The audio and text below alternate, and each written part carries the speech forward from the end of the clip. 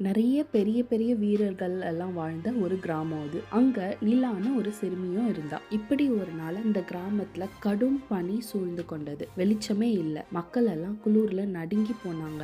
அந்த பனியை போக்குறதுக்கு கிராமத்துல வலிமையான வீரர்கள் எல்லாம் சேர்ந்து மலை உச்சிக்கு போனா இந்த கடும் பனியை போக்குறதுக்கு ஏதாச்சும் வழி கிடைக்கும் அப்படின்னு முடிவு பண்ணாங்க. கடும் காற்றையும் குளிரையும் தாங்க முடியாம போனவங்க அத்தனை பேரும் திரும்பி வந்துட்டாங்க. அந்த மலை ரொம்ப உயரமா இருக்கு, ரொம்ப கொடியது வேற, யாராலையும் அங்க போக முடியாது அப்படின்னு சொல்லி போன வீரர்கள் எல்லாம் திரும்பி வந்துட்டாங்க. அப்பதான் இந்த கிராமத்துல இருந்த அந்த சின்ன பொண்ணு நீலா கையில ஒரு சின்ன விளக்கை எடுத்துக்கிட்டு முன்னாடி வந்தா. இந்த வீரர்கள் எல்லாம் அவளைய பார்த்து சிரிக்கவும் ஆரம்பிச்சிட்டாங்க. நாங்களே தோத்து போயிட்டோம், உன்னால என்ன செய்ய முடியும் அப்படின்னு கேட்டாங்க. உடனே அந்த பொண்ணு அமைதியா சொன்னா, என்னால என்ன முடியுதோ நான் முயற்சி பண்ணி பாக்குறேனே அப்படின்னு சொல்லிட்டு நிலா மலையில கடகடன்னு ஏற ஆரம்பிச்சிட்டா. அவ மலையில ஏறும்போது கூட காற்று ரொம்ப பலமா வீசி அவளை தூக்கி எறிய பார்த்தது.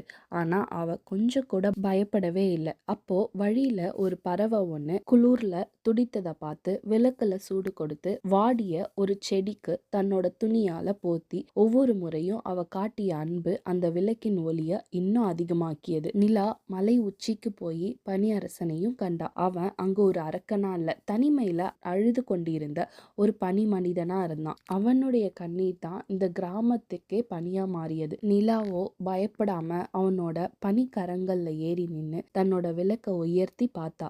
நீங்க தனிமையில இல்ல, நாங்க எல்லாரும் இருக்கிறோம் அப்படின்னு மென்மையா சொன்னான். அவளோட அந்த சின்ன அன்போட வெப்பமும் அந்த சிறிய விளக்கோட ஒளியும் அந்த அரசனோட பனி இதயத்தை உருக்கிருச்சு. திரும்பவும் சூரியன் உதிக்க தொடங்குச்சு. நிலாவுக்கும் வெற்றி கிடைச்சது. உண்மையான தைரியம் குணத்துல தான் இருக்குது அப்படின்றத எல்லாருக்கும் உணர்த்தினாள். அதனாலதான் தைரியம் பலத்தினால இல்ல, முயற்சியாலும் நம்ம காட்டுற அன்பினாலும் வர்றதுன்னு நம்ம புரிஞ்சுக்கணும்.